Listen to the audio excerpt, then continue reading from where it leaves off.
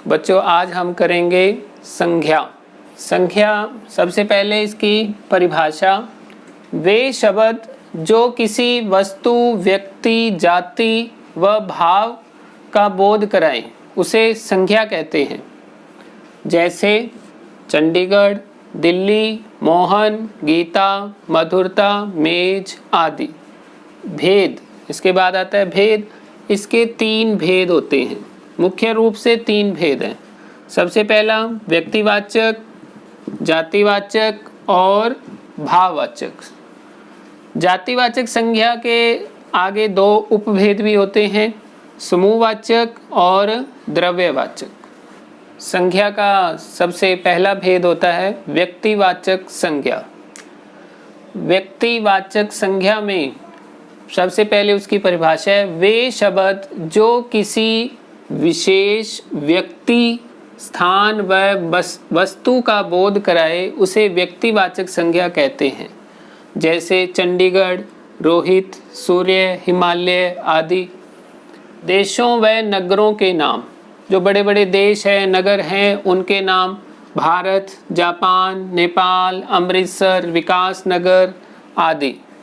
उसी तरह पुस्तकों व समाचार पत्रों के नाम, पुस्तकों में रामायण, कामायनी, दैनिक भास्कर, अमर उजाला और भी बड़े नाम आ सकते हैं।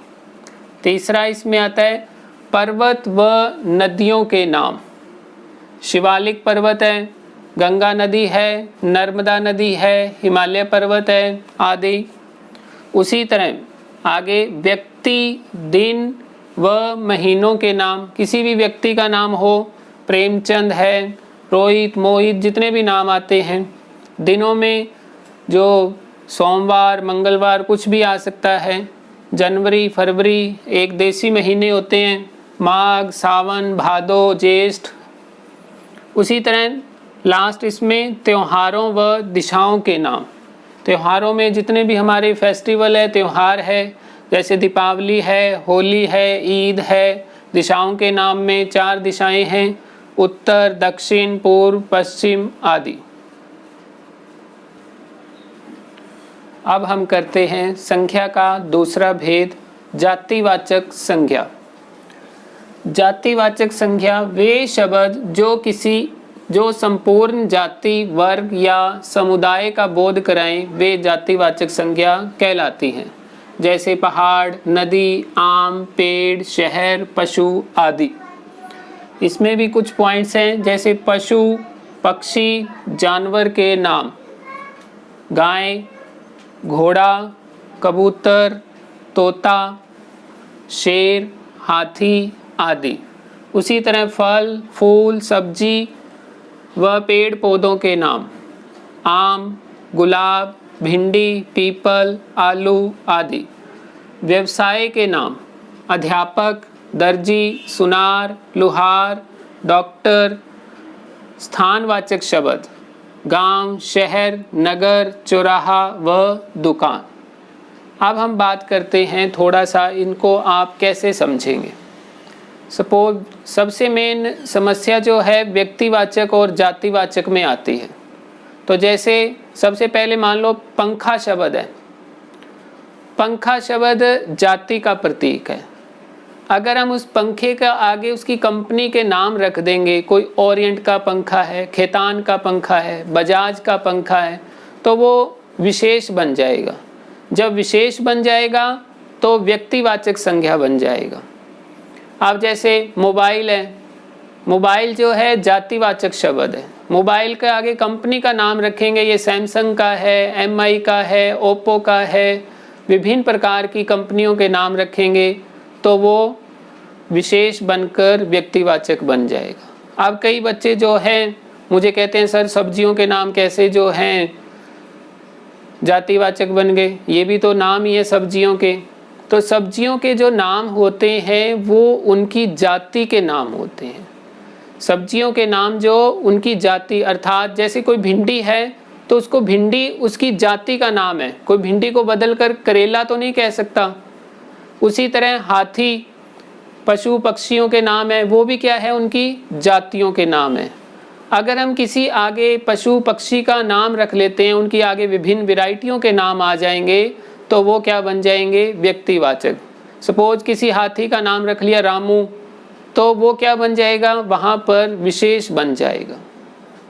इसके बाद आता है समूहवाचक, समुदायवाचक। ये जातिवाचक के उपभेद हैं दो।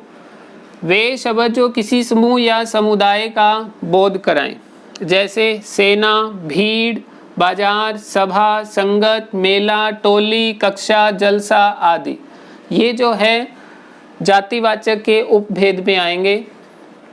जातिवाचक के उपभेद का दूसरा पार्ट द्रव्यवाचक। वे शब्द जो द्रव्यों, धातुओं के नाम का बोध कराए, उनको हम द्रव्यवाचक कहते हैं। इसमें हमने 3 कैटेगरी बनाई है। सबसे पहले बहने वाली वस्तुएं जो लिक्विड फॉर्म में होती हैं, जैसे पानी, तेल, घी, दूध आदि। दूसरा इसमें धातुओं के नाम, धातुओं में जैसे सोना, चांदी, तांबा, पीतल, लोहा आदि।